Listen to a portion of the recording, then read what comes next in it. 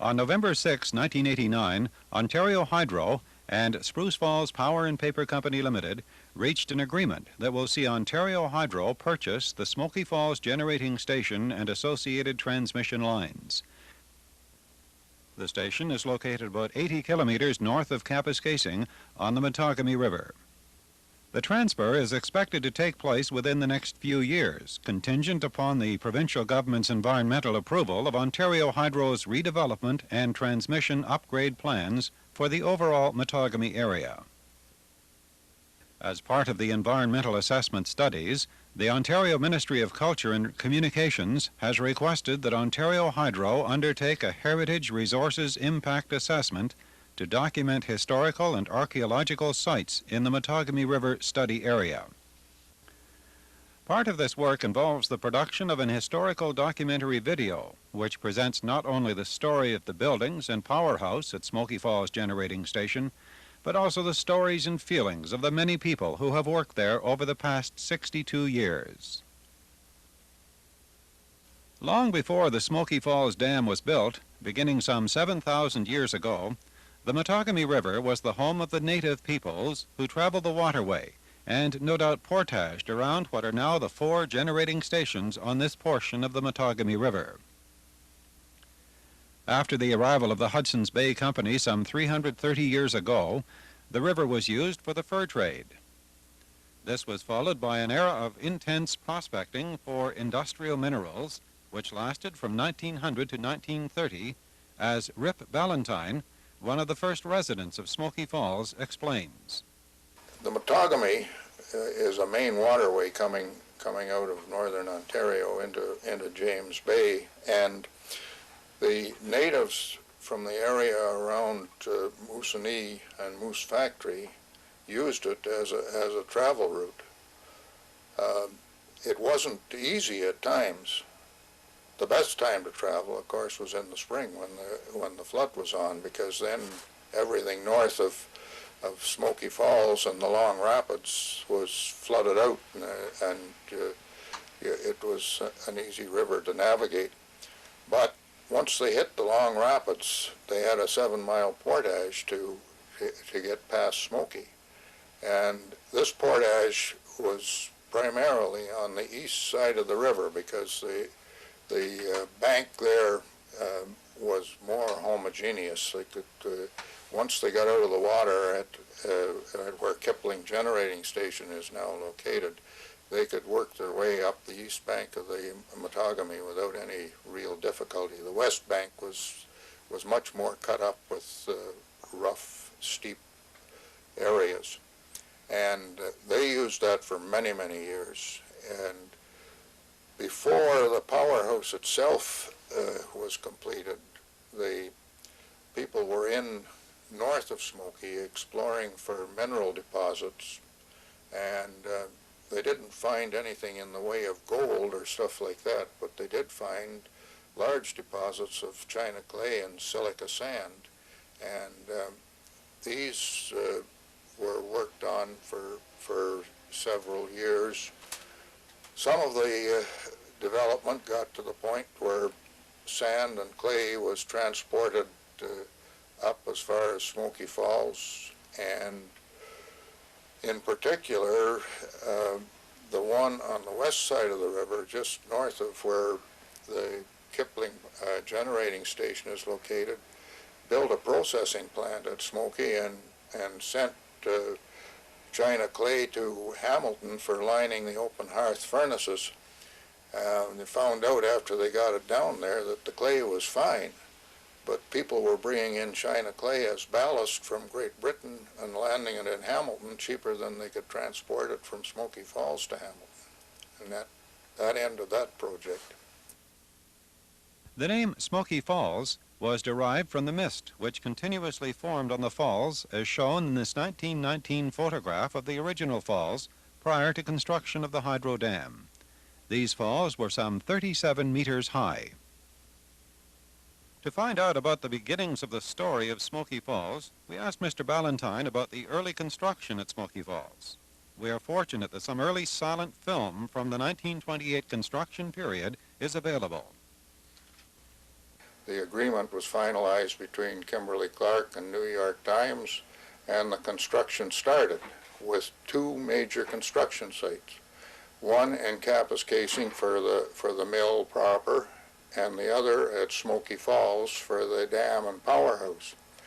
Now, the only way to get into Smoky was overland. There was nothing, not in the way of roads at all, and a tote road was cut from Kapuskasing through to Smoky Falls, and equipment and men moved in over that. In the course of time, the construction got underway at the Smoky site, and the construction of a 50-mile rail line from Kapuskasing to Smoky got underway in stretches all the way along. The railroad construction was handled in the established manner of having a cache about every 5 miles with an engineer in charge and laborers with wheelbarrows and shovels putting up the grade for the line. While all of this was going on, the sawmill, which was built about 2 miles south of the power site at Smoky, was producing lumber to make forms, and the blasting and digging out and excavation for the power site and the East Dam or control dam got underway. The progress of the construction was phenomenal. The whole enterprise was completed in about 2 years. And in this day and age, it takes you 2 years to even get started on your first drawings, let alone to have the thing going. About the only material that couldn't be moved into Smoky before the rail line was completed were the parts for the generators. The rest of the stuff, which was light enough to be moved in the wintertime, went in over the tote roads. There were two sites. First, the powerhouse site, which was on the west side of the river, and secondly, the control dam site. Now, the control dam site was on a level plain, almost. It was a case of blasting out for foundations for your piers and stuff like that, and then it was a flat rapids in that area, and the construction part was easy. In the case of the powerhouse, it was more difficult because here you had your major drop in the river, and the first thing that had to be done was the construction of a copper dam south of the powerhouse and a copper dam north of the powerhouse at the end of what was going to be the tail race. And once those were completed, then the excavation in the hole where the powerhouse is built could get underway.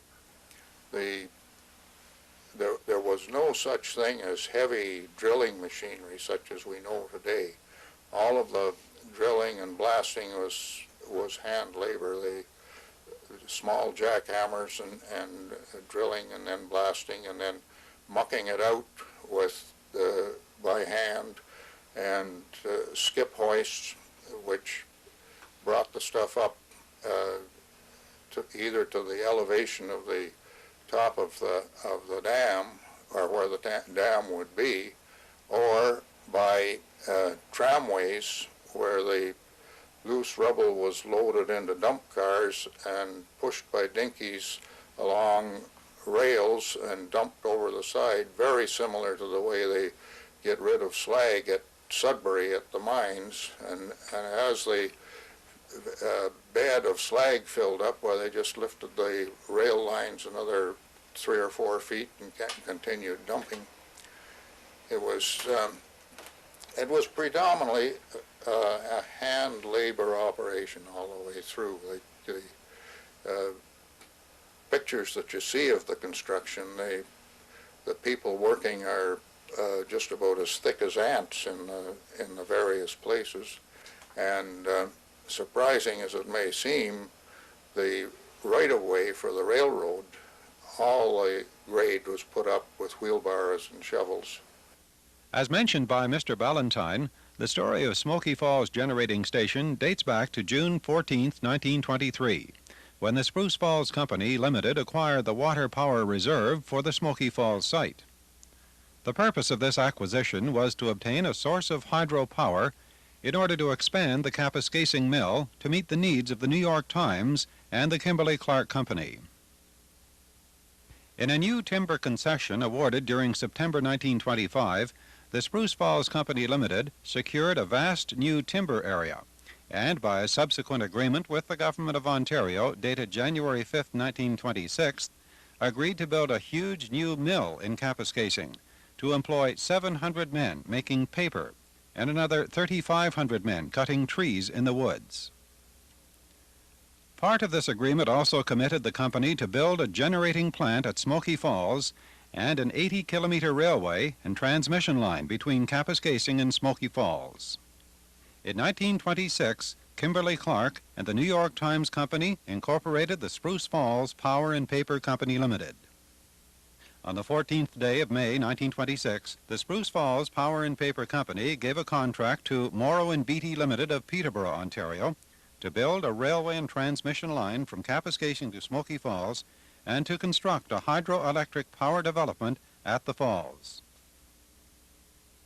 The Smoky Falls Railway, or the Smoky Line, as it was known locally, incorporated the company's original railroad to Sturgeon Falls, from which point it crossed the Kapuskasing River and proceeded northward to Smoky Falls on the Mattagami River.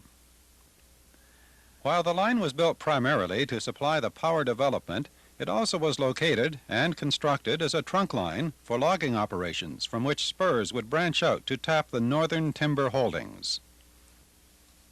The natural head of water at Smoky Falls was 75 feet, but the rock formation on each side of the west channel made it possible to increase this to 144 feet. The river was divided into two channels by an island. It was decided to build a control dam across the east channel, and the headworks dam and powerhouse across the west channel, which was to be deepened below the powerhouse. Construction of the Smoky Falls site was not impeded in any way by the severity of the winter. On New Year's Day, 1927, despite the cold weather, the men were hard at work clearing the site for the cement shed and putting steam heating in the office and pouring cement footings for the towers and crusher. The life of the construction worker at such a remote site was not easy. During the winter, the men made a few trips over the railway to Kapuskasing, while once in a while a hockey team from Kapuskasing came up to play the Smoky Falls team. In the summer, it was a baseball team that came up the line, but there was little time for play, for a night gang was breaking rock in the tail race from April 4th onward. While once the cement pouring started, it often went on throughout the nights. At least 4 men were killed on the project before the year was out. 2 in an explosion on July the 4th, a third on October 3rd, who drowned when he fell off Pier 8, while the 4th fell to his death off the main dam. The Smoky Falls community has thrived over the years and, as of 1990, consisted of 12 families with 7 or 8 children in school taught by Terry Papineau. The class consists of 1 child in kindergarten in grades 2, 3, 4, and 6. Smoky Falls also has its own school district and school board. The Smoky Falls plant has a staff of 16 to 18 employees who live in the nearby community. Once there were many more buildings present, especially 2-story bunkhouses that were temporary home to the hundreds of men who worked for Morrow and Beattie contractors during the construction period. Today only 3 buildings remain from the construction period. Originally serving as offices for construction supervisors, they are now used as homes for powerhouse staff. Besides a well-kept 2-story staff house with a completed basement, full-time cook, and dining room, the community has an active social club, which utilizes the community hall for such functions as the annual Smoky Winter Carnival, which attracts people for ice fishing, billiards, arm wrestling, and dancing. There are many benefits for employees working here, such as the opportunity to fish, hunt, hike, and explore nature, which surrounds you in every direction. Plus, there is a very low cost of living in company houses and free transportation to Kapuskasing on the company bus. If you don't mind a bit of isolation, like to be self-reliant, and enjoy the outdoors, Smoky Falls is a good place to live. The main and only reason for the community's existence, however, is the generating station. The Smoky Falls plant produces about 54 to 56 megawatts from a head of 35.7 meters, 117 feet. The entire output goes to the pulp mill at Kapuskasing via a 115 kilovolt transmission line. This provides about two-thirds of the power requirements of the Kapuskasing mill. It is estimated to be worth about $1 million a month in 1989 dollars. Of the 4 dams on this section of the river, Smoky Falls is the highest and passes 7,000 cubic feet of water a second. Dennis Potvin has worked at the generating station for the past 26 years and is presently the chief operator. We asked him to explain the workings of the generating station. The Smoky Falls powerhouse has 4 generators. They're GE generators with a Francis-type turbine rated at 15 megawatts each. We produce, under ideal conditions, approximately 56 megawatts. Our head, usually under ideal conditions, would be approximately 116 feet. The 4B elevation to sea level is 570 feet above sea level. We have in the plant here approximately 10 men working, 8 of them on the operating crew, and 2 maintenance men.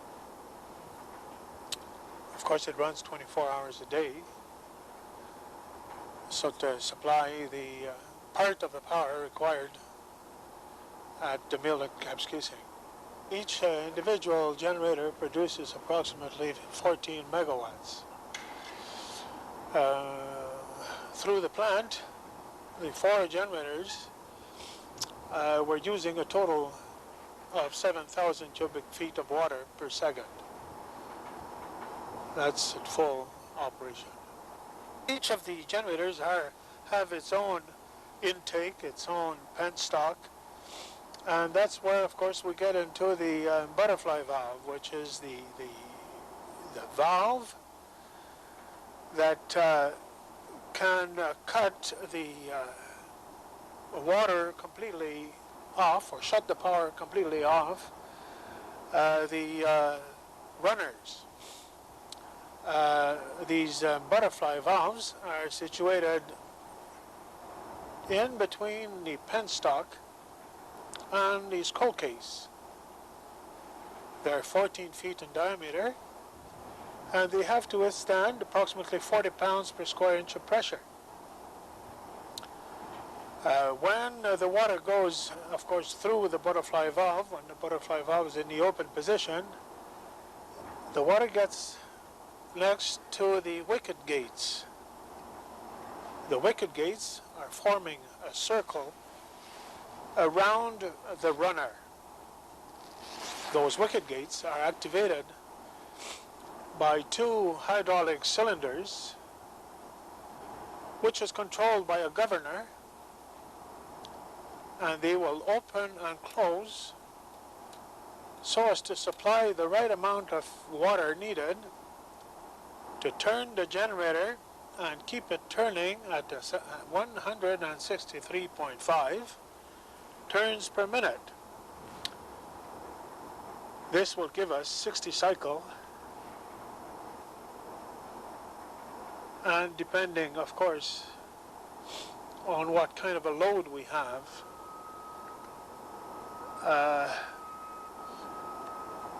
will, of course, depend on the amount of water that we're putting through. As we have seen, Smoky Falls has a long and proud heritage. It is a true tribute to the quality of the men and machinery that have worked here over the years. Smoky Falls was more than a job. It was also a lifestyle that solicits strong and fond memories of the people who have lived there. We asked Mr. Ballantyne to summarize his experiences at Smoky. It was an interesting place to be. It was, I can very honestly say that 13 of the best years of my life I spent in Smoky Falls, and when I came out of there to go into the mill, I had very fond memories of the place. Grace and Jean Albert are retiring in the spring of 1990, after over 2 decades of living at Smoky. We asked Grace of her first impressions when she arrived here many years ago. The first time, I thought it was going to be worse than it was. I really liked it. It was nice for me. And he got me over to visit the house that I was going to live in. And I don't know, I just liked it. To me, it was very nice. And I still like Smoky Falls. Even if I'm moving away, I still wish I could go back to 23 years because I really like Smoky Falls. We also asked her what the ladies did for recreation in this isolated place. Well, I knew I was going fishing myself because I love fishing, even hunting. I always went with him.